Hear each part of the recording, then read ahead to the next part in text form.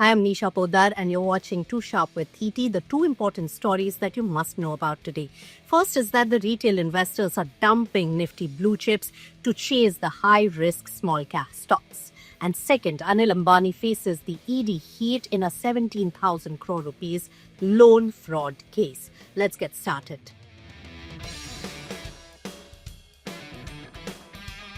The retail investors are walking away from the Nifty 50 stocks. In the June quarter, they cut holdings in 34 of the 50 Nifty stocks. Even the top performers like Bajaj Finance, BEL, both up nearly 30% this year, were sold off by the retail investors. Reason? Experts say it's frustration with large caps, FOMO, and quick profit booking. Samco says the long consolidation has pushed the investors towards this action. Qantas calls it a classic FOMO move, chasing momentum in the small and mid caps. Meanwhile, the institutions took the opposite bet. Mutual funds, they raised their holdings in 33 of the Nifty firms. FIIs were net buyers in 21. So while the retail rotated out, the smart money stayed and bought more. For example, July wasn't good for LIC. Its equity portfolio fell by 66,000 crore rupees in July, from about 15.94 lakh crore rupees to much lower. Now, the damage was broad-based. Reliance Holding was down by 10,000 crores, TCS by over 7,000 crore rupees. HCL, TCS, Axis dragged. Smaller holdings also fell, like IEX dropped 30%, Reliance Power 20%.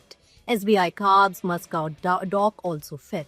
So the sell-off hit across the sectors, including IT, banking, industrials, as well as energy.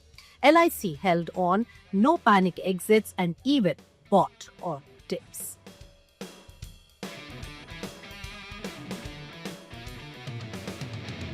Enforcement Directorate has summoned Anil Ambani in a 17,000 crore rupees loan fraud probe. Now, he is expected to appear on the 5th of August in front of the ED, and the other 6 senior executives from his group have also been summoned. The case involves defaulted loans of RHFL over 5,900 crores, RCFL 8,200, RCOM 4,100 crores. Loans came from over 20 banks, including SBI, ICICI, Axis, HDFC.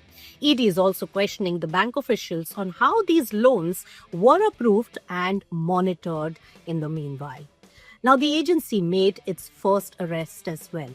Partha Biswal of Biswal Trade Link was held for arranging a fake 68 crore rupees SBI bank guarantee for Reliance tender. Here's the twist. Well, ED now believes that Reliance Newbis and Biswal Trade Link were in collusion, not conflict. So the officials found forged documents, dummy directors, as well as even undisclosed accounts. So some Biswal directors were earlier part of the Reliance firms as well, and Reliance says that it was defrauded. Well, ED says that the evidence suggests otherwise, and this case is now in front of the ED. With that, it's a wrap on Too Sharp with ET. I'm Nisha Podar. Thanks so much for tuning.